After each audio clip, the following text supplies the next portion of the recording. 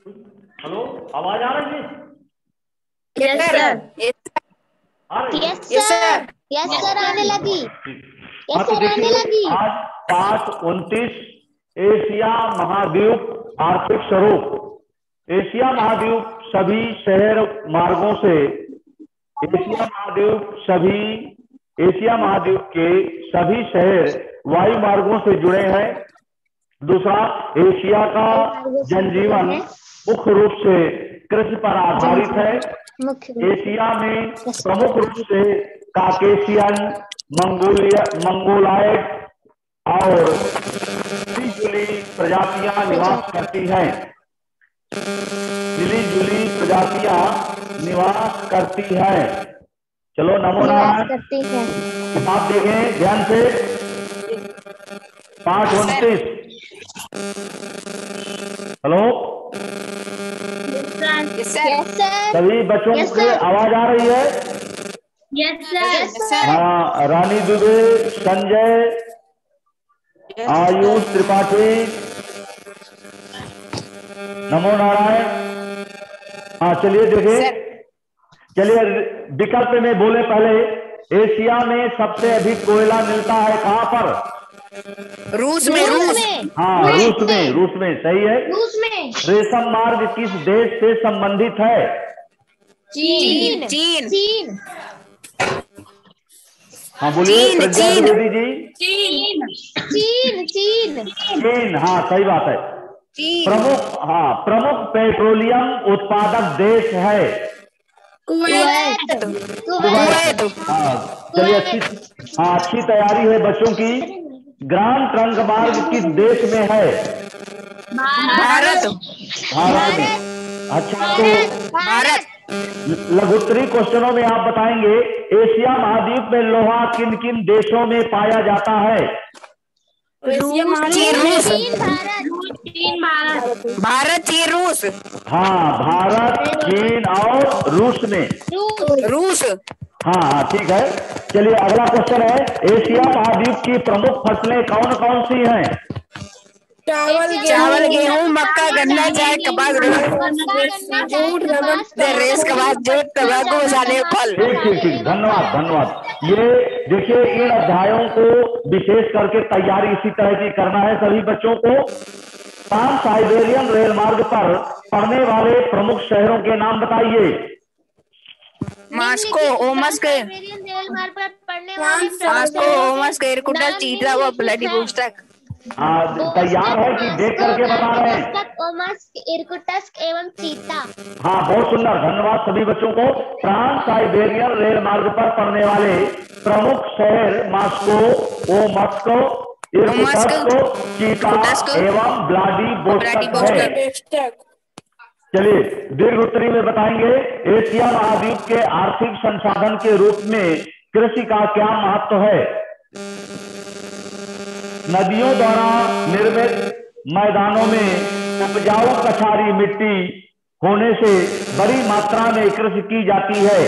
इस महाद्वीप की चावल, गेहूं, मक्का, गन्ना, चाय, कपास, रेशम, जूट, रबर, तंबाकू, मसाले एवं फल।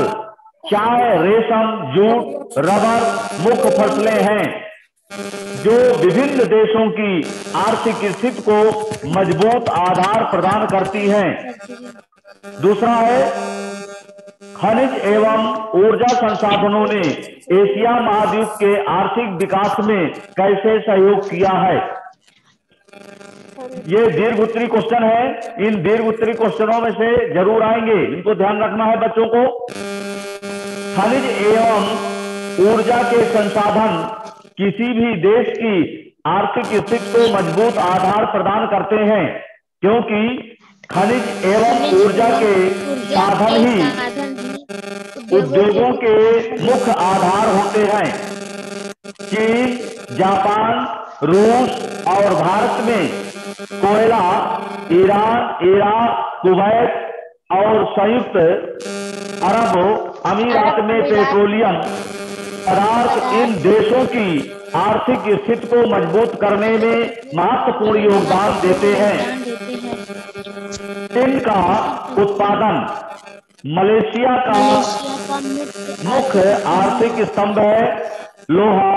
भारत, चीन और रूस की आर्थिक स्थिति को मजबूती प्रदान करने में सहायक है।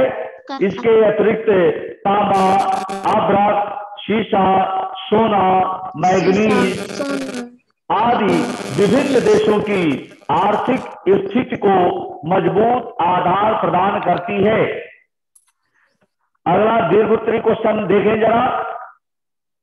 एशिया महाद्वीप में यातायात के साधन आर्थिक विकास में किस तरह सहायक हैं? नमो नारायण जी किताब देखें। Yes sir. हाँ, एशिया महाद्वीप में सड़कों के विकास के साथ साथ यातायात के साधनों का अच्छा विकास हुआ है। चीन का रेशम मार्ग, भारत का ग्रांड ट्रंक रोड प्राचीन काल से प्रसिद्ध है। इन मार्गों से इन देशों के उद्योगों और व्यापार में बहुत उन्नत होने से वहां की आर्थिक दशा बहुत प्रभावित हुई है। ट्रांस साइबेरियन रेल मार्ग जो रूस की राजधानी मॉस्को से व्लादिवोस्टोक तक है, यहाँ के आर्थिक विकास में महत्वपूर्ण योगदान देता है। जलमार्गों में स्वेज नहर का अत्यधिक महत्व है जो भूमध्य सागर और लाल सागर को जोड़ती है। एशिया महाद्वीप में इसका व्यापारिक महत्व है। इससे एशिया के देश तथा विश्व के अन्य औद्योगिक देश आपस में नजदीक आए हैं। इसी प्रकार एशिया महाद्वीप के सभी महत्वपूर्ण शहर वायु मार्गों से जुड़े हैं। तो देखें बेटा, अब इसके बाद आता है आपका यूरोप महाद्वीप भौगोलिक स्वरूप। देखिए पाठ 30 भी देख लें। पाठ 30 में आपको मिलेगा महत्वपूर्ण बिंदु में यूरोप महाद्वीप 35 डिग्री उत्तरी अक्षांश से 72 डिग्री उत्तरी अक्षांश तथा 25 डिग्री पश्चिमी देशांतर से 65 डिग्री पूर्वी देशांतर के बीच स्थित है। यूरोप पूर्व की ओर एशिया के स्थल भाग से जुड़ा हुआ है तथा यूराल पर्वत इसकी पूर्वी सीमा है। यूरोप महाद्वीप उत्तर में आर्कटिक महासागर, पश्चिम में अटलांटिक महासागर और दक्षिण में भूमध्य सागर और काला सागर से घिरा हुआ है। यूरोप और एशिया दोनों महाद्वीप मिलकर यूरेशिया कहलाते हैं। यूरोप को 4 भागों में बांटा जा सकता है। उत्तरी पश्चिमी उच्च भूमि, मध्य के विशाल मैदान, मध्यवर्ती पठार, दक्षिणी अल्पाइन पर्वतमाला। नॉर्वे के कटे फटे सकरे और अधिक ढालू समुद्री तट फियोर्ड कहलाते हैं। अगला पॉइंट है यूरोप की सबसे बड़ी नदी वोल्गा। यूरोप की सबसे बड़ी नदी वोल्गा है जो कैस्पियन सागर में मिलती है। कहाँ पर मिलती है बच्चों? कैस्पियन सागर में मिलती है। नमो नारायण जी, ध्यान से देखते रहिए। Yes sir. अंश सिंह किताब देखें। यस। साधना देवी, अंशिका, सभी पुस्तक में निगाह रखिए बच्चों। यूरोप की सबसे बड़ी नदी वोल्गा है जो कैस्पियन सागर में मिलती है। मैदान के पश्चिमी भाग में दूसरी बड़ी नदी डेन्यूब है जो काला सागर में गिरती है। यूरोप में पर्वतों की ऊंची ऊंची चोटियां हैं। इनमें आल्प्स पर्वतमाला सबसे महत्वपूर्ण है। माउंट ब्लैंक इस पर्वत की सबसे ऊंची चोटी है। यूरोप के हंगरी और लोम्बार्डो के उपजाऊ मैदान चरागाहों के लिए प्रसिद्ध हैं। यूरोप की सबसे ऊंची पर्वत चोटी कॉकेशस पर्वत की एल्ब्रुस चोटी है। सबसे अधिक वर्षा यूरोप के पश्चिमी तटीय भागों में एवं पर्वतीय प्रदेशों में होती है। यूरोप का उत्तरी छोर आर्कटिक वृत्त में होने के कारण यहाँ बर्फ पड़ती है और वर्षा बहुत कम होती है। यूरोप का नॉर्वे देश बर्फ से ढका रहता है। ये उत्तरी ध्रुव वृत्त में स्थित है। तो इनमें सही जोड़ी देखें बच्चों, वोल्गा नदी का सही जोड़ा क्या होगा? नमो नारायण जी बोले। कैस्पियन वोल्गा सागर। नदी। कैस्पियन सागर। कैस्पियन सागर। कैस्पियन सागर। वोल्गा कैस्पियन नदी का सागर। सही जोड़ा। कैस्पियन सागर। हाँ, बहुत सुंदर। ठीक ठीक, सभी बच्चों को धन्यवाद। नुकीली पत्ती वाले वन, इसका सही जोड़ा? टाइगर। टाइगा, सही है, सही है। टैगा। हाँ सही है। काकेशस पर्वत का सही जोड़ा? एल्ब्रुस चोटी। एल्ब्रुस चोटी। हाँ सही है, धन्यवाद। टुंड्रा का सही जोड़ा? रेंडियर। रेंडियर, सही है, ठीक है। हाँ, अगला है पॉइंट बेटा, आल्पस का? Mount blank.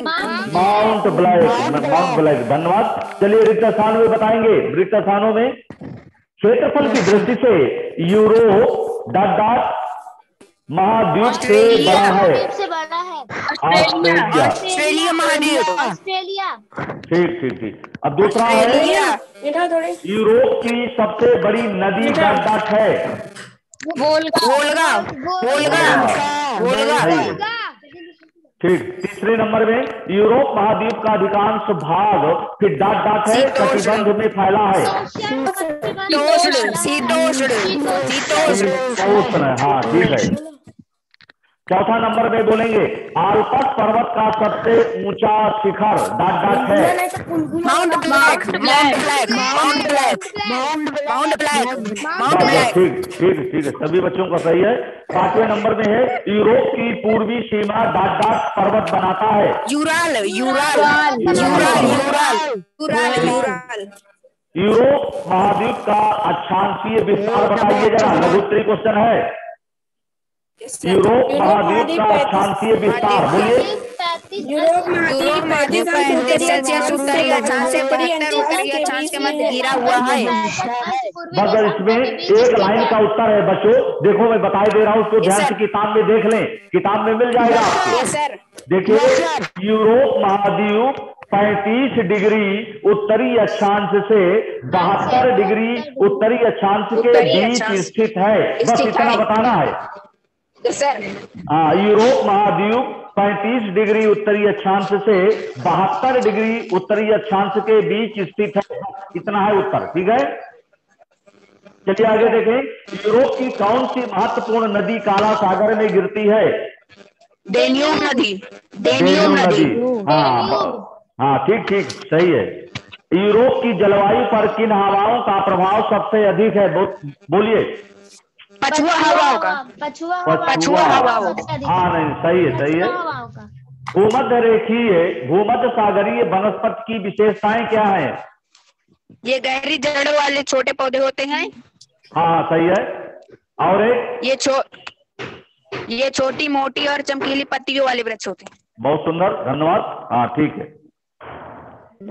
चलिए, यूरोप महाद्वीप आर्थिक स्वरूप में, चलिए अब ये यूरोप में मिश्रित तथा गहन दोनों प्रकार की प्रणालियों का प्रचलन है। हाँ, this meeting will end 10 minutes upgrade now to remove the 40 minute time. Sir समय हो गया ना। चलिए धन्यवाद। समय हो गया। धन्यवाद सभी बच्चों को। नमस्कार। Yes sir. नमस्कार सभी लोगों से। बस हो गया बेटा, नमस्ते टाइम हमारा हो गया। नमो बाय बाय।